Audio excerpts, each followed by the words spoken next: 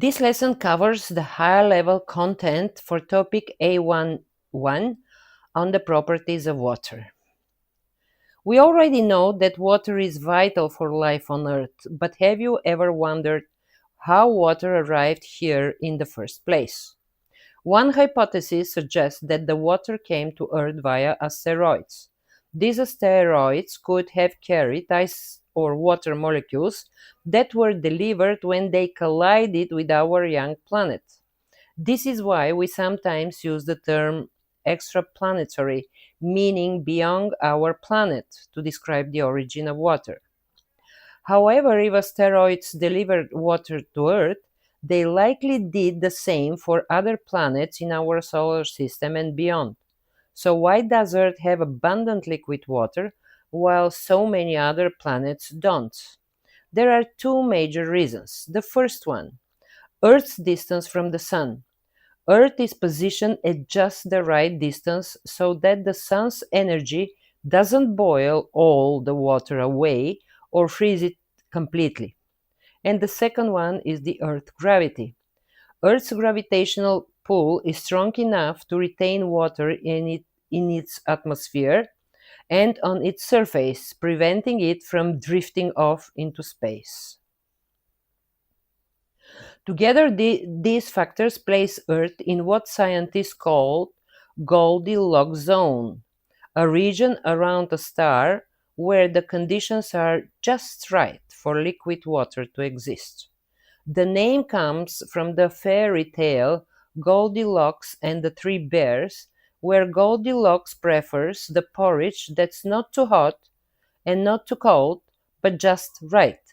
In astronomy, the Goldilocks zone represents the same idea, a temperature range that is not too hot or too cold for life as we know it.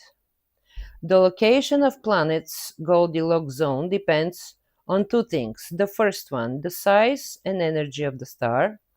A smaller, cooler star means the zone is closer. A larger, hotter star pushes the zone further out. And the second one is the size and gravity of the planet. The planet must be large enough to hold onto its atmosphere liquid water. When scientists search for signs of life elsewhere in the universe, they focus on planets that lie within the Goldilocks zone of their solar systems.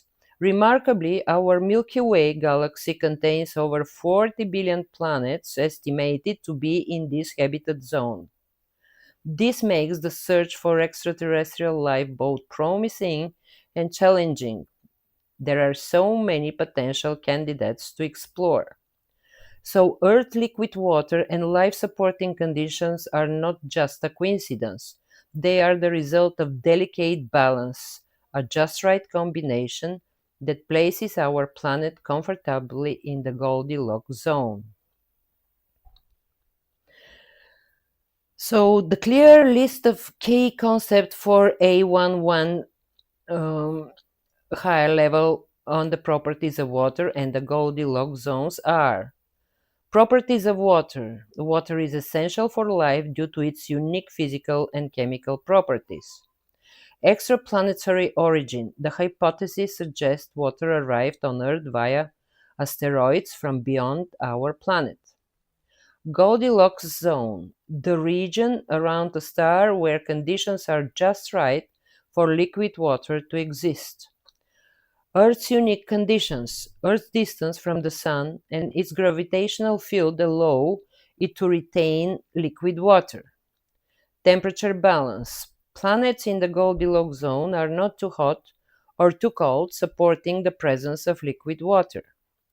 Gravitational retention. A planet's gravity must be strong enough to keep water from escaping into space.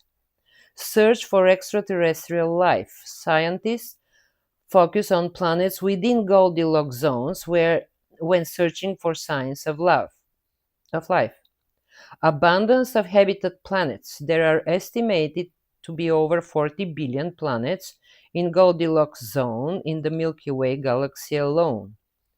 Dependence of the Goldilocks zone on star properties. The size and energy output of a star determine where its habitable zone lies.